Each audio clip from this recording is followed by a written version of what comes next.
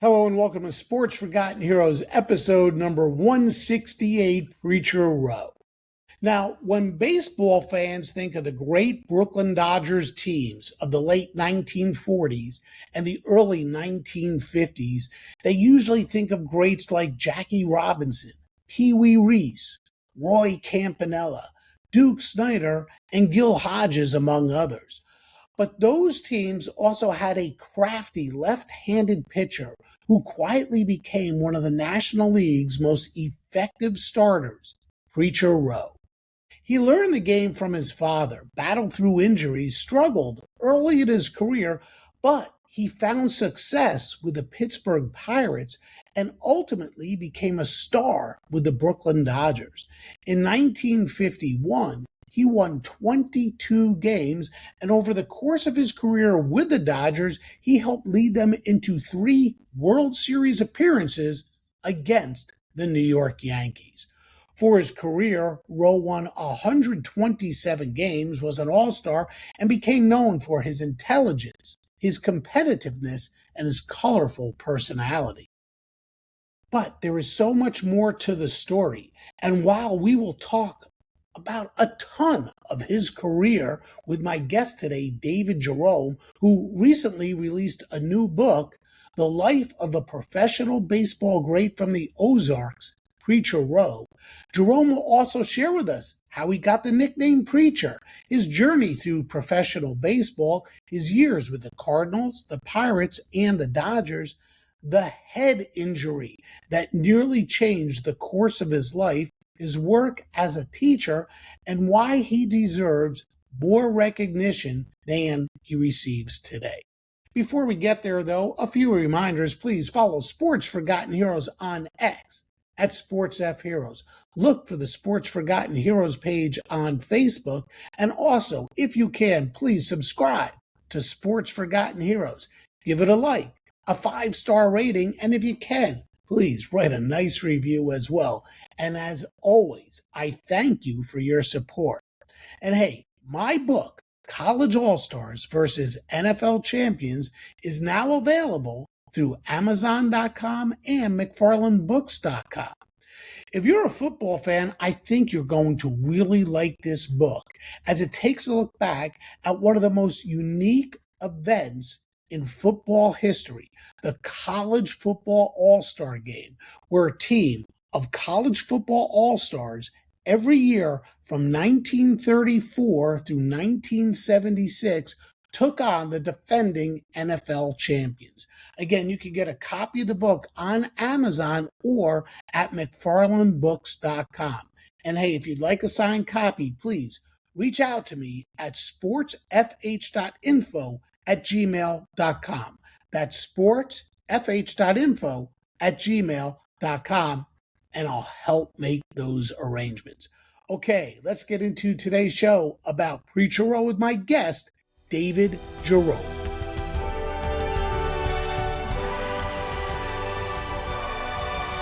Back now on Sports Forgotten Heroes, David Jerome. David, thanks for joining again. I had a great time with you last time as we spoke about Bill Verdon, but this time a fun name, Preacher Rowe.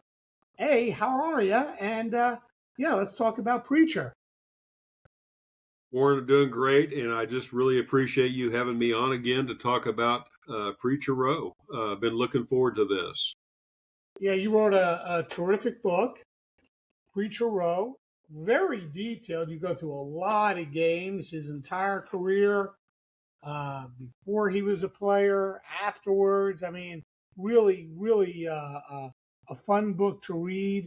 Like I said, really detailed, and a lot of interesting topics you cover. So kudos to you.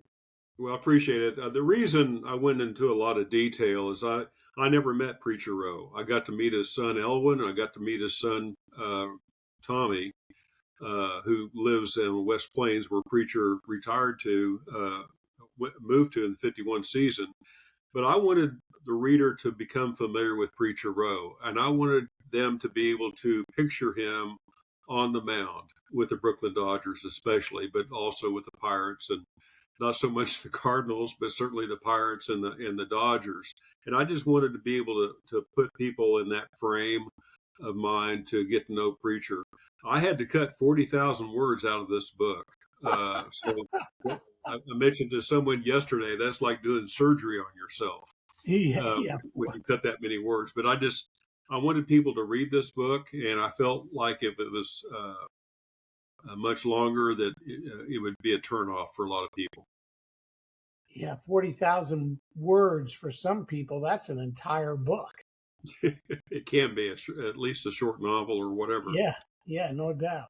Well, for listeners who may not know a lot about Preacher Rowe, who was Elwin Preacher Rowe, and why do you believe that his story deserves such recognition today?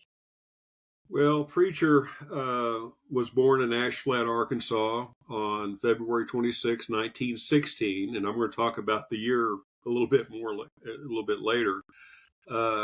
He was the son of a doctor, and about 6 months after he was born, they moved over to this little community called Wild Cherry. That's all out northeast of Little Rock, Arkansas, the state capital. And he was there until about 1923. And so he would have been about 7 years old when they moved up to Viola, and that's where Preacher would graduate from high school in 1935. But the entire team were big baseball fanatics. His dad was a semi-pro baseball pitcher. He could have gone pro, but he chose to become a medical doctor. But they had their own team made up of the family. All the boys, he had several brothers, and his sister had a husband, and he became the ninth player on the team. And they would actually go around and play other town teams and did very well against them. And most notably, Doc Rowe was the pitcher. Preacher played the outfield until he was about 16 years old because Doc didn't want him to hurt his arm as a pitcher at a younger age. So he started pitching when he's about 16. And then he got recognized and went to Harding College down in Searcy, Arkansas. Was a phenomenal standout in not only baseball, but basketball as well. He had a really good college career, put Arkansas or Harding College on the map with regard to baseball during the 2 years that he was there. Just to give you an idea how phenomenal he was as a pitcher at Harding, he struck on April 26, 1937, after he had been there for a year. He struck out 26 hitters in 13 innings in a game. But the game was still tied at 4-4, but it got dark and they couldn't play anymore, so they had to suspend play. And then they met again on May 13th, and Preacher struck out 15 more hitters that game. Wow. But Harding College lost 8-6 because Harding College baseball team committed about 12 errors, which made the difference in the game. But Preacher caught the attention of a lot of Major League Baseball scouts in that game and in other games. But in 1938, I would say, is when Branch Rickey, the general manager of the St. Louis Cardinals, really started noticing him. He was invited to play in a tournament up in Kansas City. And so he went up there. A barber from Viola, Arkansas, basically said, "There's this guy down in my hometown that you're not going to believe." And so they paid for him to go up there, brought his catcher with him, and he won all 3 games. And that really caught the attention, like I said, of Branch Rickey. And so that was 1938 and early 1938. And so Branch sends his brother Frank down to Viola to spend time with Preacher just to see how good he was. And Frank basically told Branch that he's the real deal, and Branch told him to sign him. He said, "Don't come back up here without signing him." And so he did. In July of 1938, he signed him, gave him a $5,000 signing bonus in 1938. That was a lot of money. Yeah. In 1938, he was able to buy him and Ma Z, his wife, were going to get married in September of 1938. Uh, and so he bought a brand new Chevy for $750. He bought the Harding College basketball team brand new uniforms, even though they were the wrong school colors. And he was able to use most of the rest of the money to build a house for him and Ma Z when they got married. And so that's how he got into Major League Baseball. The only game he pitched for the Cardinals was on August 22nd, 1938, when the Cincinnati Reds came to St. Louis. The Cardinals were losing pretty bad, and Frankie Frisch was the manager of the Cardinals at that time.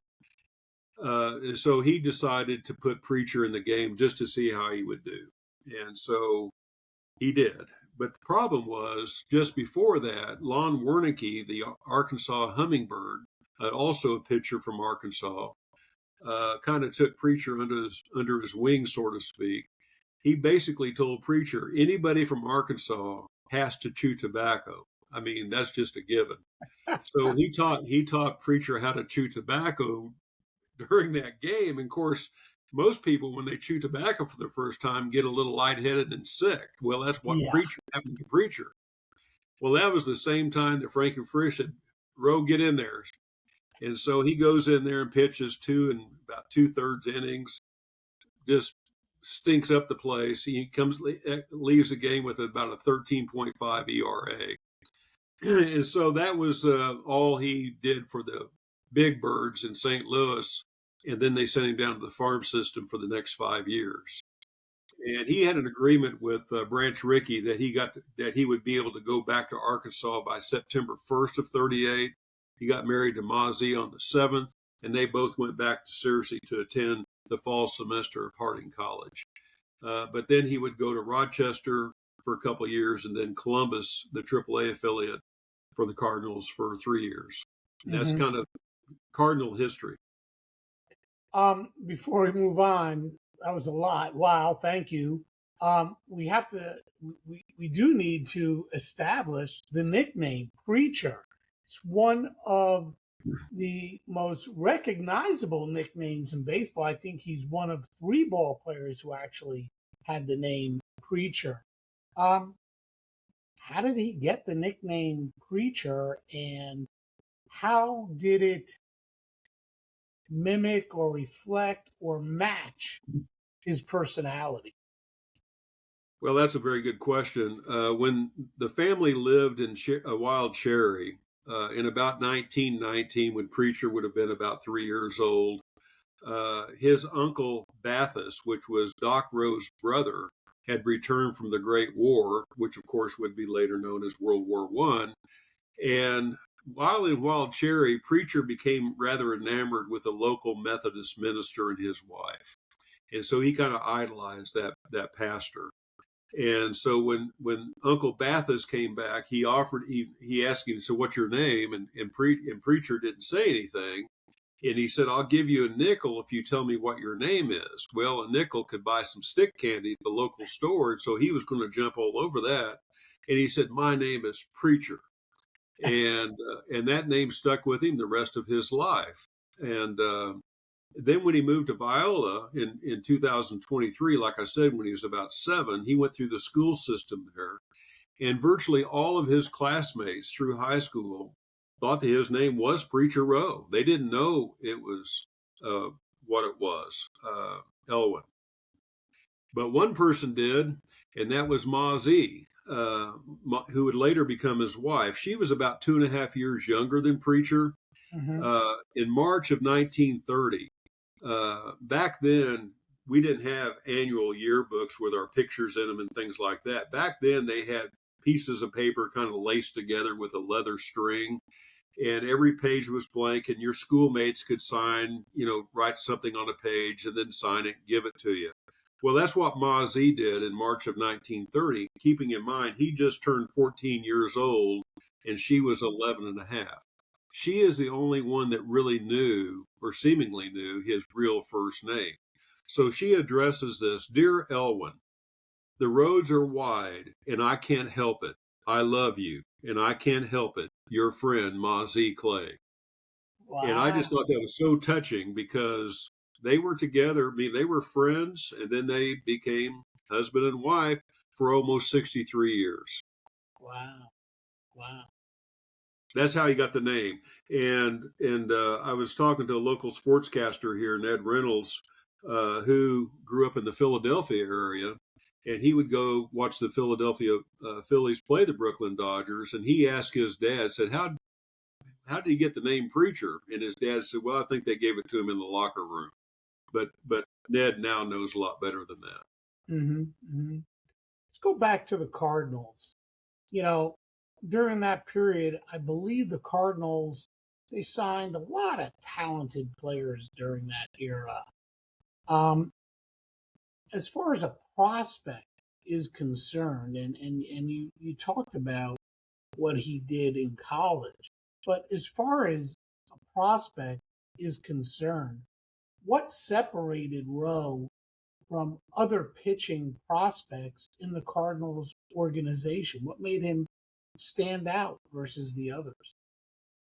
Well, like I said, Warren, he didn't. He only had that one game in a Cardinals uniform in St. Louis, and that was it. But But as a prospect though, what did they see in him? well, his stamina, his control, he had an absolute wonderful control of his pitching. At that point, and I can talk about a little bit later what changed, but at that point, he was a fastball hurler. I mean, there was no question his fastball was hard to catch up with if you were in the batter's box. But he had good control with a curveball and other junk type pitches that people just could not handle at the college level. And so I think that's what made him stand out. And he just won about every game he ever entered as in college and in town teams. And his dad was his mentor. There's no question that Doc Rowe helped him become the pitcher that he became. There's no question about that. But his absolute performance, his win loss record, his ERA in college, which I don't have at my fingertips, but just made him stand out. And I don't know how that compared to other Cardinal pitchers at the time that they would have recruited, but Preacher was an exceptional hurler for his time. You know, David, when we think back to that era of baseball, one of the pictures that many of us had is that many ball players were a lot more gruff during that time, tougher. They really didn't take crap from anybody. No, they Not, didn't. yeah, you know, it was a different time. It was a different game, and where I'm going with this is Frankie Frisch. He gave Rowe one shot to make it, basically, as you said.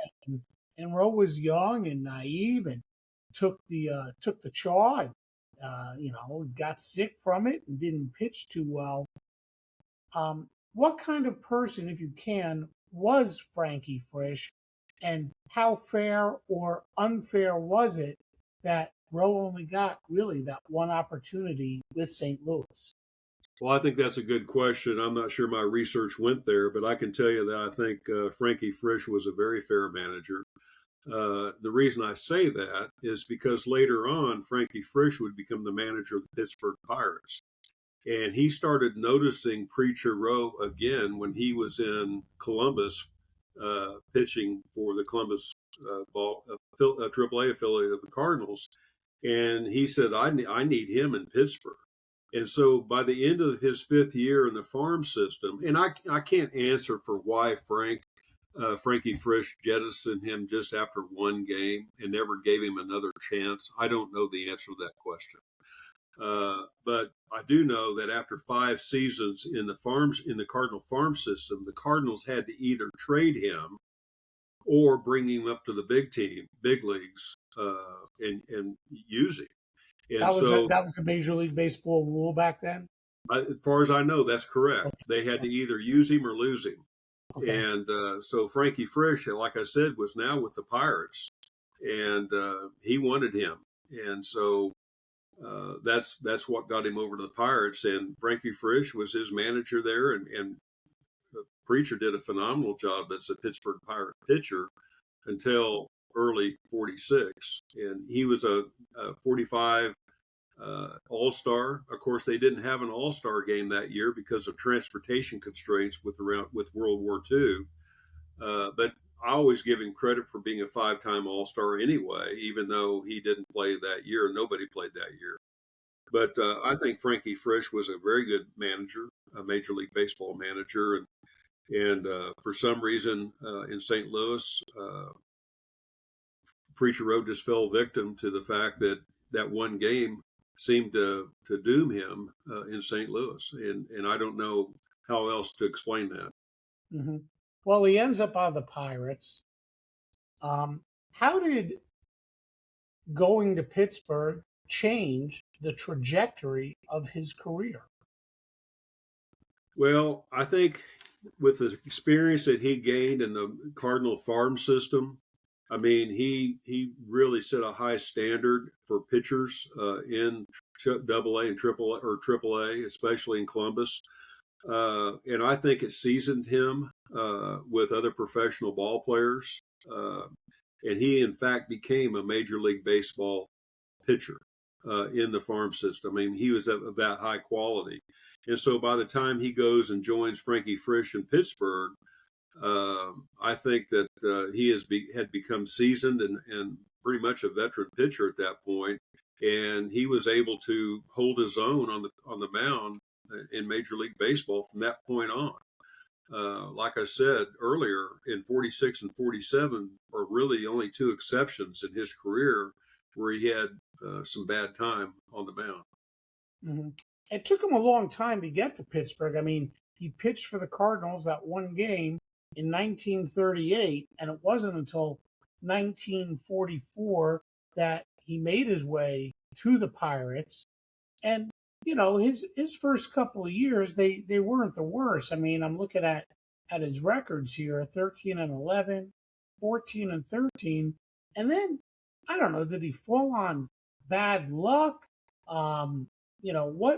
What was it that prevented him? Um, yeah, he was a 500 pitcher really with the Pirates. Was it that the Pirates just weren't a good ball team? Was he still learning his craft? What was it that prevented him with Pittsburgh from becoming the pitcher he was with the Dodgers? Because when he went to Brooklyn, he was certainly um, a much more effective a much more effective pitcher. Well, he had from a statistical standpoint, he had pretty good stats with the Pirates. You know, for instance, in '45 when he was on the All Star team or voted to be an All Star, he led the entire league in strikeouts with 45. Excuse me, in '45 with 148 strikeouts. And so it's probably a combination of several things, Warren. I mean, I'm sure the offensive side of the game for the Pirates could have been better to support a pitcher like Preacher Rowe. I don't think Preacher would ever accuse the other half of the equation of letting him down or anything else like that. That's just not who he was.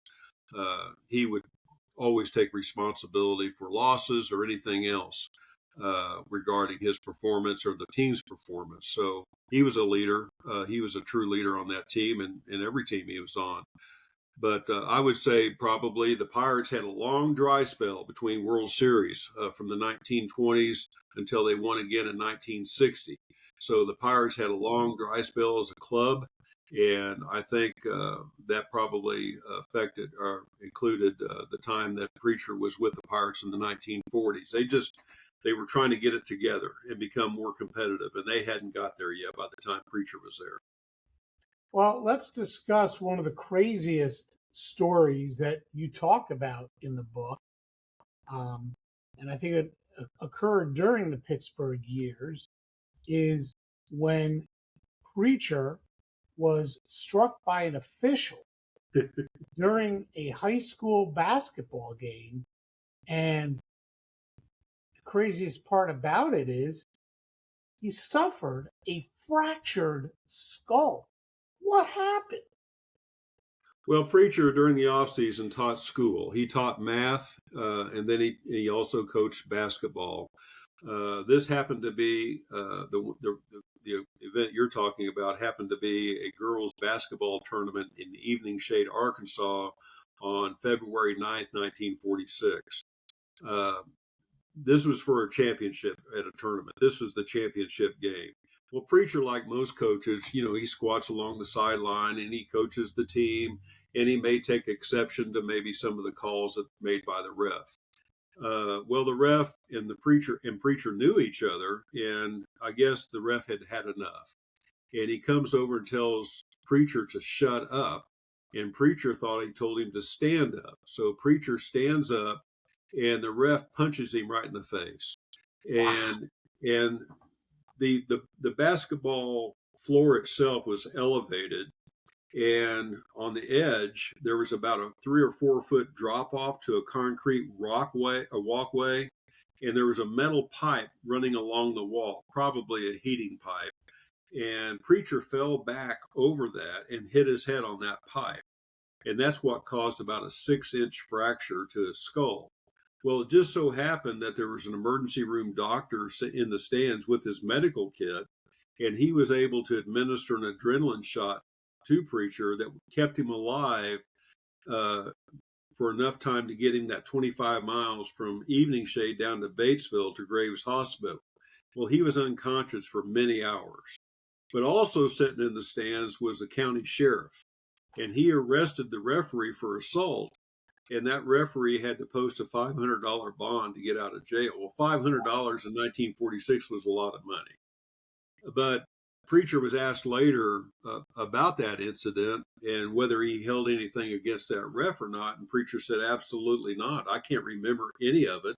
So why would I want to hold anything against somebody for something I know nothing about? So that's kind of how he dealt with it. But that affected his 1946 season significantly with the Pirates. He didn't do well that year, obviously, during the regular season. He was late getting to spring training in Southern California. Yeah, he only went 3-8, and he had an ERA of 5.14. And they sent him home, I believe, in August of that year because they wanted him to get recouped there. Yeah, what about the official?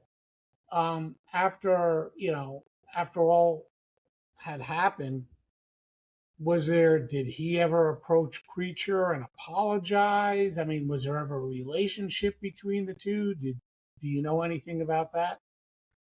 As far as I know, and I think I asked Tommy, his son, that same question. As far as I know, there was never any further contact.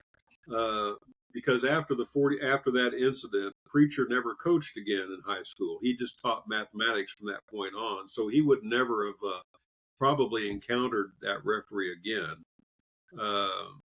Because he moved over to Harding. He was at Harding when this happened, but he was not coaching basketball. And Tom indicated that I don't think there was ever any contact between the two after that. But Preacher never held a grudge against him. And I'm not sure about if the referee apologized to him or not in any way, like in the press or in a letter or anything. Mm-hmm. Let's let me ask you this. Back in the day, 99.9% of professional athletes had to have a side job, right? They couldn't support themselves on their baseball or football or whatever sport they played salary. They couldn't support themselves on that salary alone. But how do you balance the role of a teacher in Arkansas while you're playing baseball in Pittsburgh? How did the school year and the baseball season not overlap, or did it, or how did that work? Well, I asked that same question too, and they just made an accommodation for Preacher to only be there part of the year. They wanted him to be on that staff, and he never graduated from college. He never got a degree from Harding College, now Harding University. But he had enough hours to have a teaching certificate. And the public school system in Arkansas really wanted more men in the classroom. I mean, there were a lot of women in the classroom, but they really they wanted more men in the classroom. And there was Preacher Rowe who was willing to do that. And so I think they made accommodations for him in his schedule with Major League Baseball. First of all, with minor league system, and then the minor league system, the season ended earlier, so he could get there in time for the fall semester. But sometimes it'd be a little touchy getting there when he joined the Pirates and the Dodgers. But they accommodated it, and also his brother Roy ended up becoming a school administrator. And I think he also was able to help Preacher in that way, getting that accommodation for only part of a year. Understood. But a big part of the year. Did the injury have any long-lasting effects on him?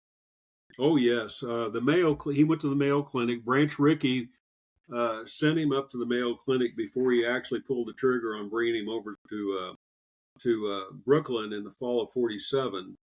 I think Preacher had gone up there before, but anyway, he goes up there, and the doctors at the Mayo Clinic says, "Now, Preacher, you're not going to be able to throw that fastball anymore."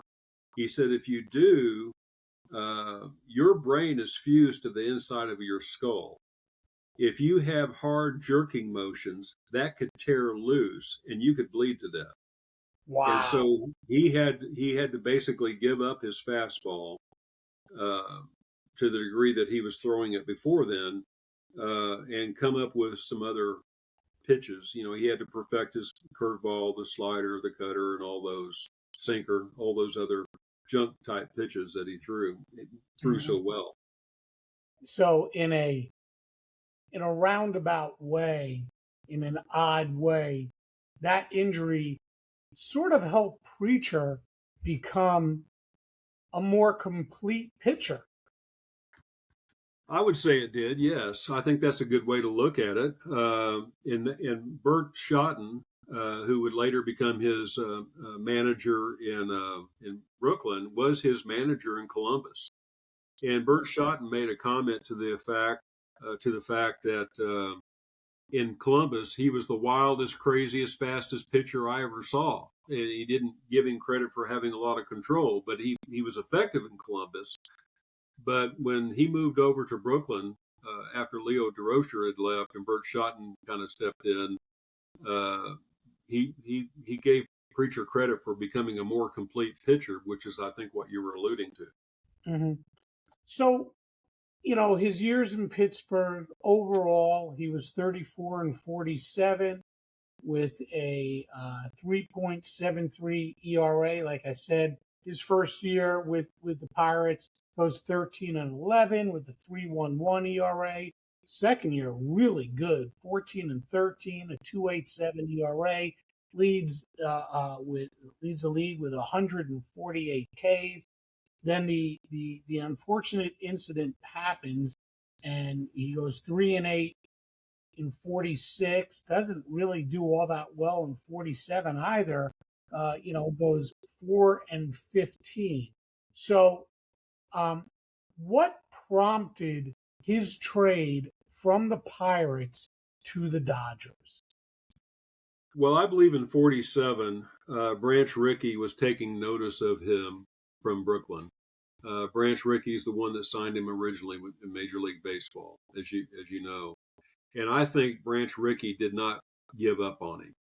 He thought that Preacher still had a career. And at that point, Dixie Walker didn't want to play on the Brooklyn Dodgers team anymore in 47 because he was from the South at that time. And he didn't necessarily hold it against Jackie Robinson personally, but he felt like he would have a hard time. He was a business owner in Alabama, I believe it was, and he would have a hard time explaining it to some of his customers why he's on that team with Jackie Robinson. So Dixie Walker and others were in a trade deal for Preacher Rowe and his good buddy Billy Cox, third baseman. But Branch Rickey just didn't give up on him. He felt like there was a future for him in Brooklyn, and he brought him over. But he did send uh, uh, Frank Rickey, his brother, down to Arkansas to spend time with him. I think it was 3 weeks, maybe again or for the first time, uh, to visit with Preacher. He wanted to know if he had stamina, and Frank goes down there and he lets his brother know after about 3 weeks that he's good to go, and so go ahead and pull the trade. What I guess in a way, his trade to the Dodgers was viewed as a turning point in his career. How did the move to the Dodgers benefit Preacher's career, and how did it benefit the Dodgers? Well, kind of like what we talked about before, during the 1940s and before in the 30s, the Pirates were struggling as a team to be competitive and to get to the big games in the fall classic. The Dodgers had a remarkable all-star team by the time Preacher goes over there. So he had a good supporting staff in the infield and the outfield. He had people that could hit. They just had a remarkable team, which would later be known as the Boys of Summer, that Roger Kahn would write about, and included in that, of course, would be Preacher Rowe. But he had a good competitive. He went from a team that wasn't so competitive to one that was competitive, and so I think that made a big difference in his career as well. And his catcher, Roy Campanella, eventually he just loved Roy Campanella. Roy Campanella helped him a lot as a Dodgers pitcher. Uh, and, his team was always positive. Pee Wee Reese at short. I mean, just all kinds of, Gil Hodges, the list goes on, Duke Snyder. They're all good friends. Well, the Dodgers were a good team. I mean, they contended. They won a couple of National League pennants when he was there. His first year, he goes 12-8. Follows that going 15-6, 19-11. I mean, Preacher Rowe was pretty darn good, and then along comes the 1951 season, which, statistically speaking, you would have to say was the best season of his career. Talk about 1951 season, and 22-3. Wow, a 3.04 ERA. I mean, it was an outstanding season. Talk about it. Well, that was a heartbreaking season, of course. Like you said, he had an 88% win-loss percentage. That was a record for a while. I'm not sure exactly when that was eventually broken, but that stood for quite a while. That was phenomenal. Uh, and keeping in mind also back in that day, pitchers usually went complete games. I mean, Yeah, I they did. mean, you take a look at that number. He started. You know, he had 19 complete games, and he Right. started 33 games. There are the pitchers today might not pitch. Not I, more than 90% of the pitchers today aren't going to throw 19 complete games in their 10-year career. And we're talking 140 to 160 pitches in some cases. Yeah. A game. And not to take anything away from our current uh, pitchers because they're phenomenal. But those pitchers back in that day, kind of like what you said earlier, they were kind of gruff and they didn't take anything off anybody. They played hurt a lot. And because they needed that money, I mean, they weren't getting paid big bucks back then. And so they knew they needed to perform, and they did perform often hurt during a game. And Preacher was certainly no exception to that. But he has that phenomenal year with the Dodgers, and then they get into the final few games of the season, and things kind of go south. They blew a 13-game lead in August and September. They finished in a tie with the Giants and lost the 3-game playoff with the Giants. So Yeah. Preacher would have much Shot heard rather around the traded. world. Just Yeah, so everybody knows, the shot heard around the world, Bobby Thompson. yes, right, exactly. Preacher would have probably been glad to have traded his phenomenal pitching season for a chance to go to the World Series that year. There's no question about that. Mm-hmm. So that was, just a phenomenal season. And he has, at this point, established himself as one of the most reliable, dependable, better pitchers in the National League.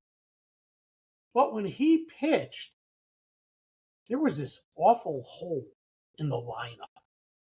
Preacher Rowe, with a bat in his hands, was anything but uh, uh, uh, a surefire major league ball player. And you discuss some of this in the book, his struggles as a hitter. How poor of a hitter was he? And is there anything in particular you can point out that really paints a great picture of how much he struggled with a bat in his hands? The funny thing about Preacher, he actually pitched really well as a youth and in college. He batted very well as a youth in college as well. But for some reason, he had a hard time hitting. I don't know what it was, 111 batting average lifetime, or maybe 101. I can't remember what it was, but to give you an idea how poorly he hit, Jackie Yeah, I Robinson. got it right here. He hit 110. His 110. career batting average was 110. He had one RBI, one home run in his career, 3 doubles. I mean, he was not a good hit. Well, Jackie Robinson would normally be on base when Preacher went to the plate, and sometimes he would be on third, and Preacher would look at him and says, "Jackie, why do you always steal home plate when I'm at bat?" He said, "Because, Preacher, I can't rely on you to hit me in." So Jackie had no choice but to try to steal home. The funny thing about that relationship is 1947, when Preacher was still with the Pirates, the Dodgers were visiting Forbes Field in Pittsburgh, and there's a photograph, and you may have seen, I think it's in the book, there's a photograph with Preacher tagging Jackie Robinson out at home. The problem is, Preacher's a southpaw.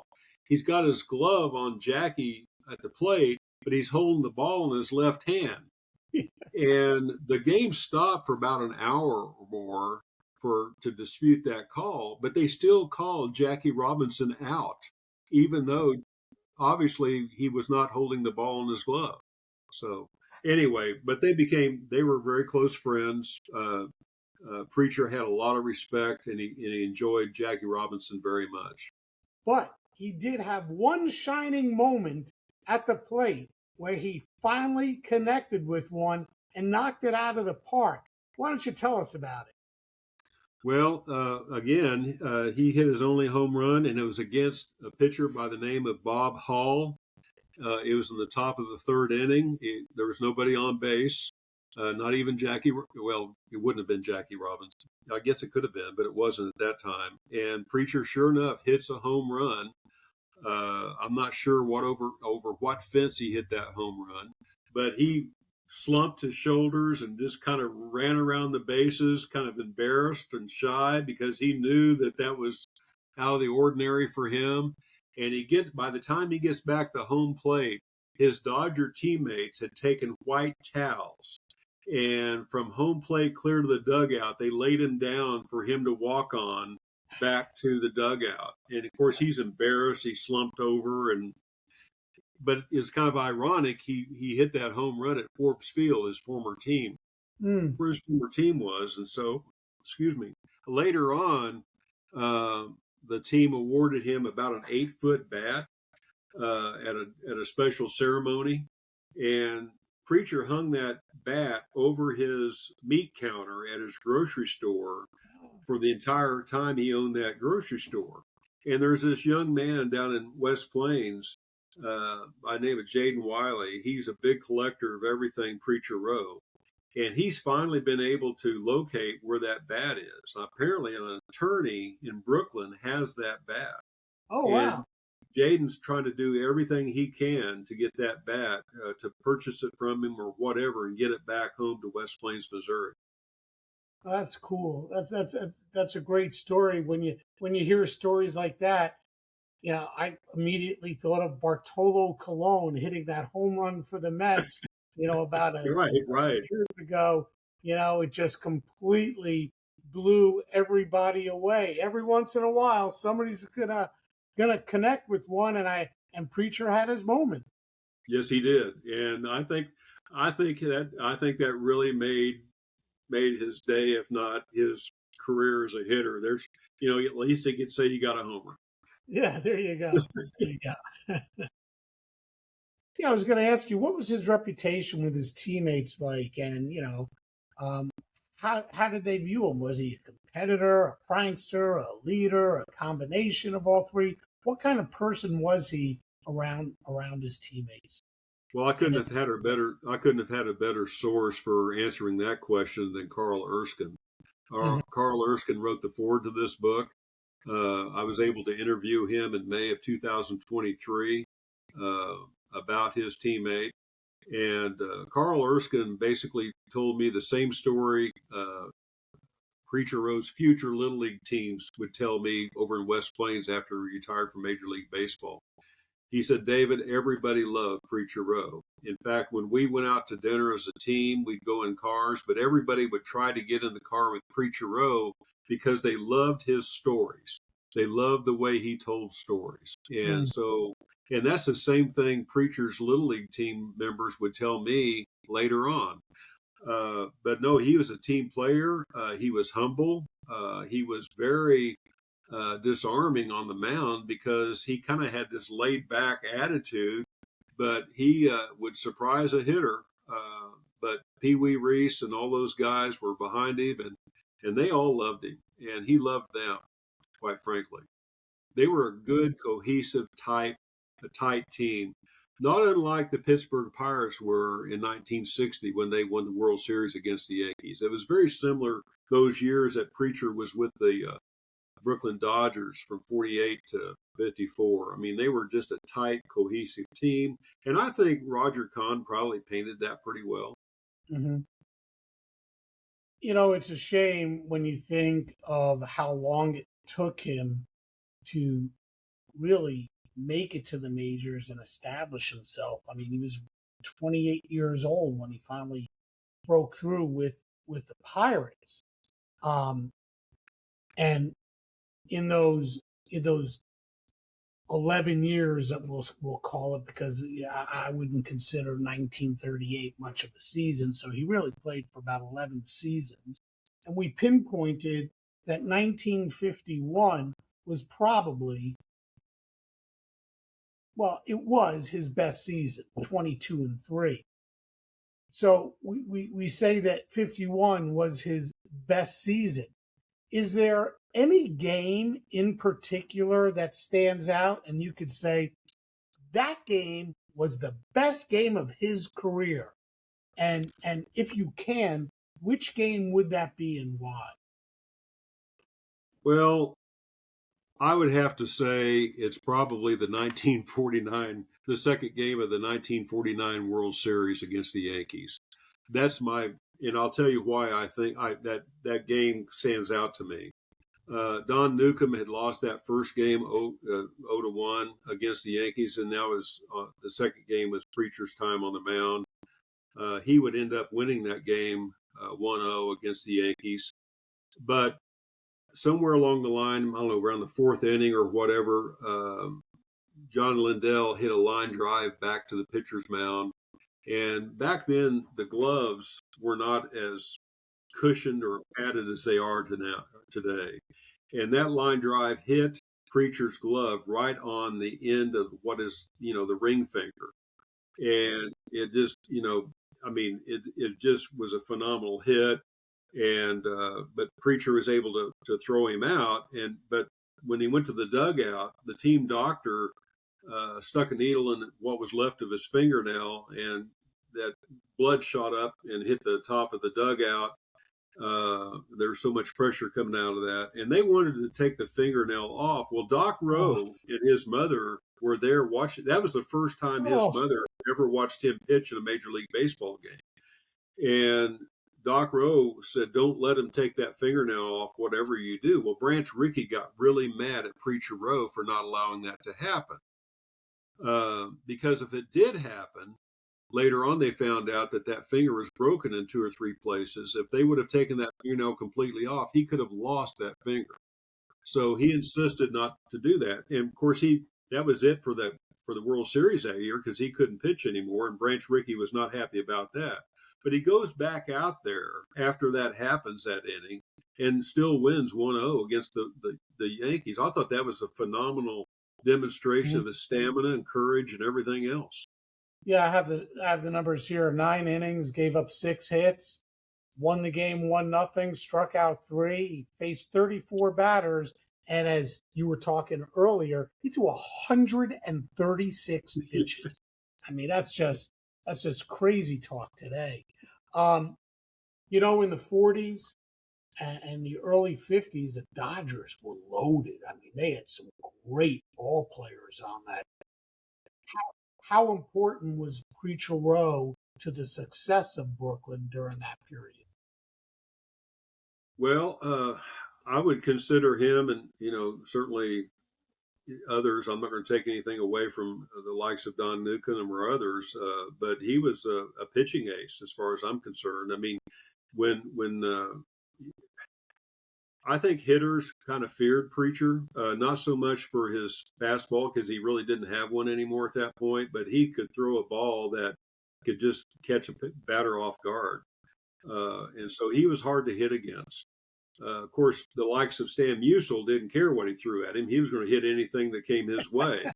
But most hitters have trouble hitting against Preacher Rowe in the major leagues, in the National League at that particular time. So I think he was certainly a key component of that pitching staff for all the years that he was in Brooklyn.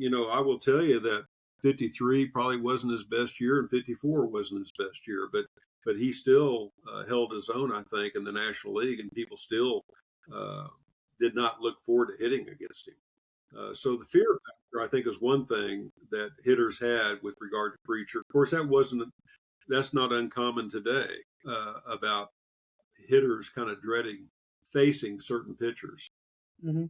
What did happen to Preacher after the 51 season? He goes out, he has this great year. He's 22-3. Like you said, he wins 88% of his games. And then from there, it really started to decline. I mean, he didn't pitch in as many games. In 51, he threw in 34 games. And that was reduced to 27 in 52, 25 in 53, and then his final year, 1954, he only pitched in 15 games. And he was still effective. I mean, he was 11-2, 11-3, and then 3-4. What happened? Was it age? Was it wear and tear on the arm?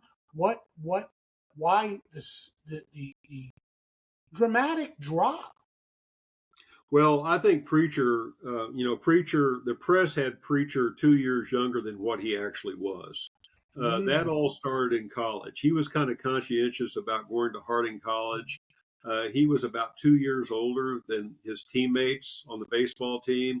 And so the sports information director down at Harding College told me that, Harding University now told me, he said, "David, I think he shaved a couple of years off his age because he wanted to fit in age-wise with everybody else."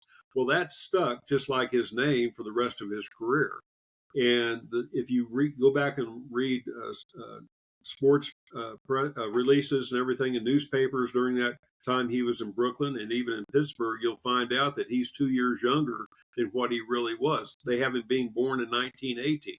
I've got a trading card of his right here that basically said, born February 26, 1918. He was born February 26, 1916. So by 53, he was 37 years old that season. He really wanted to retire at the end of the 53 season. I mean, he wanted to do that.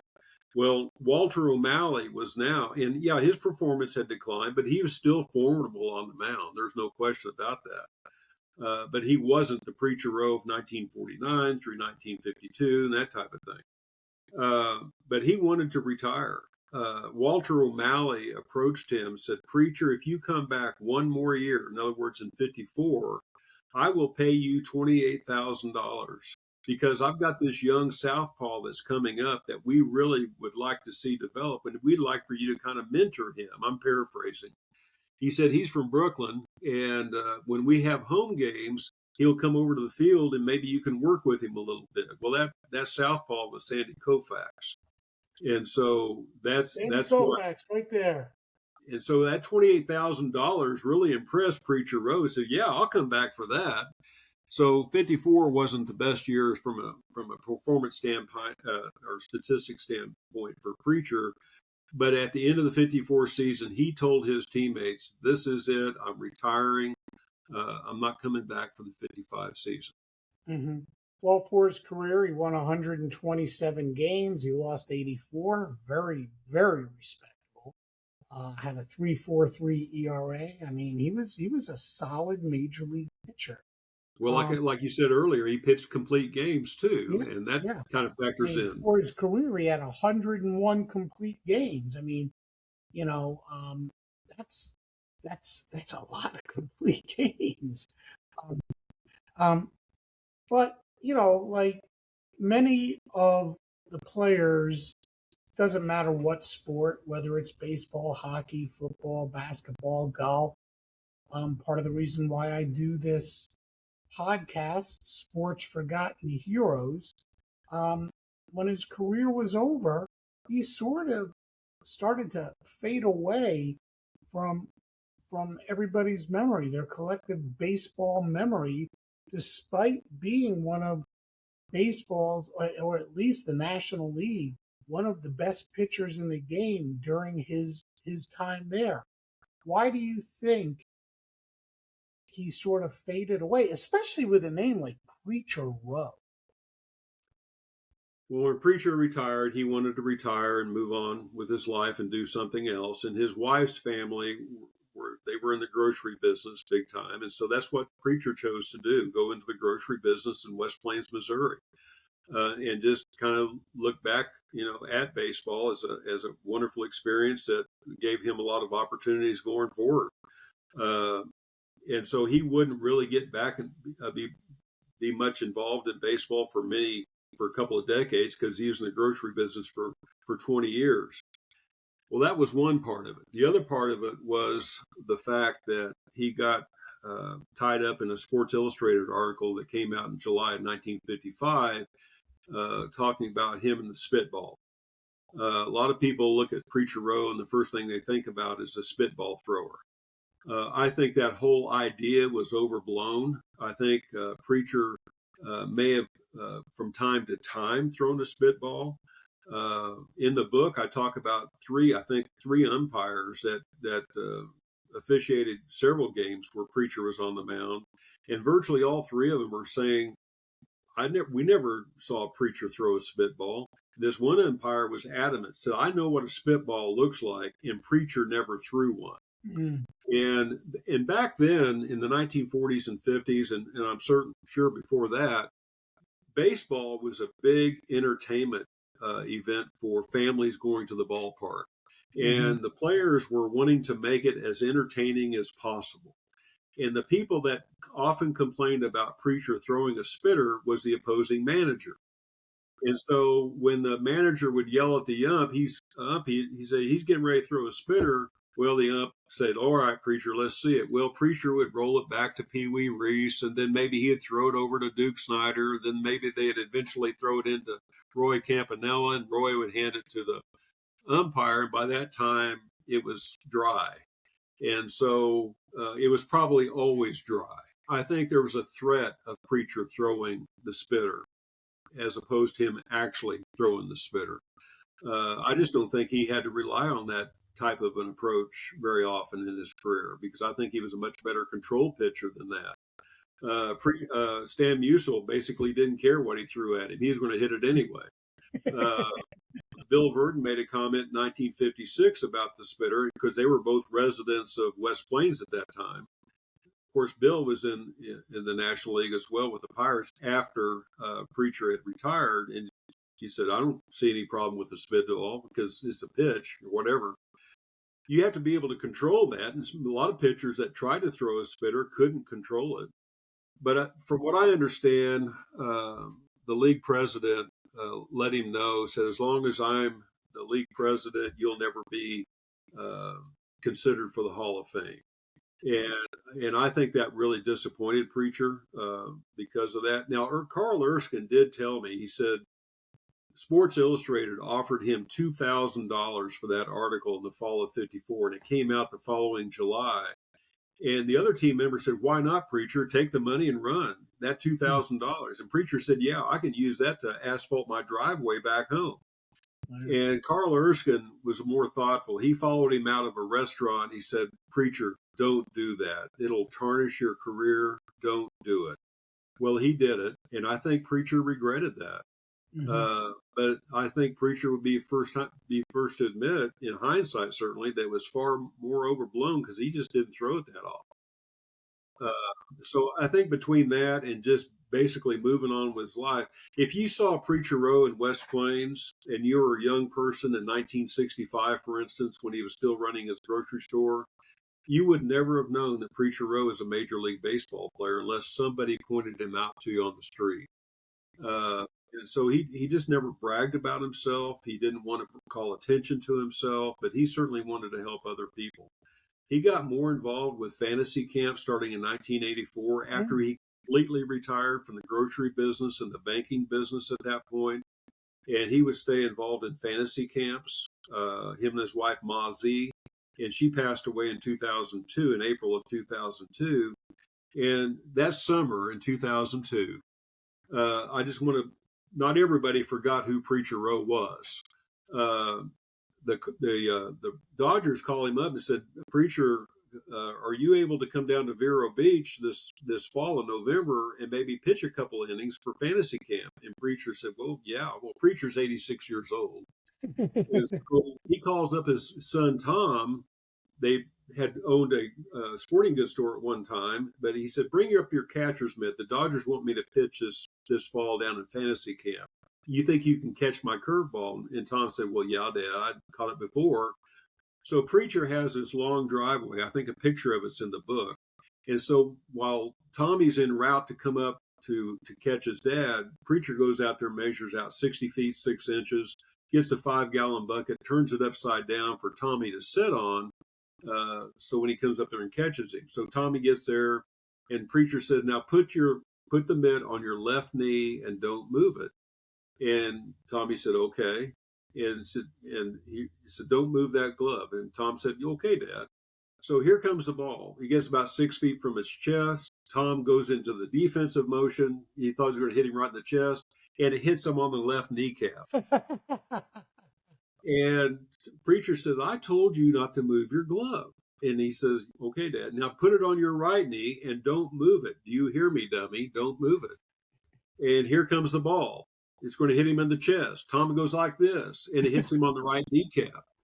It's amazing to me that an 86-year-old man had that kind of muscle memory that could still have that kind of control. That's awesome. But when they get down to fantasy camp in 2002, in November, his teammates, a lot of them still, Duke Snyder, Carl Erskine. I mean, they're all down there, and they're just loving on Preacher Row. Tom said they just made a big deal about my dad for all the days we were down there.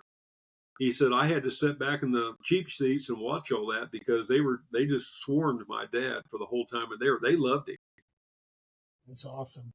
Well, for anybody watching or listening, I suggest you pick up a copy of David's book, The Life of a Professional Baseball Great from the Ozarks, Preacher Row. You certainly did your research and your homework, and this book is filled with great stories, and I would encourage anyone to pick up a copy David, I want to thank you once again for joining me on Sports Forgotten Heroes. You're a terrific guest, and I really enjoyed our conversation. Warren, I enjoy being with you again. It's really appreciative, and I think I can't thank you enough. You got it. Anytime.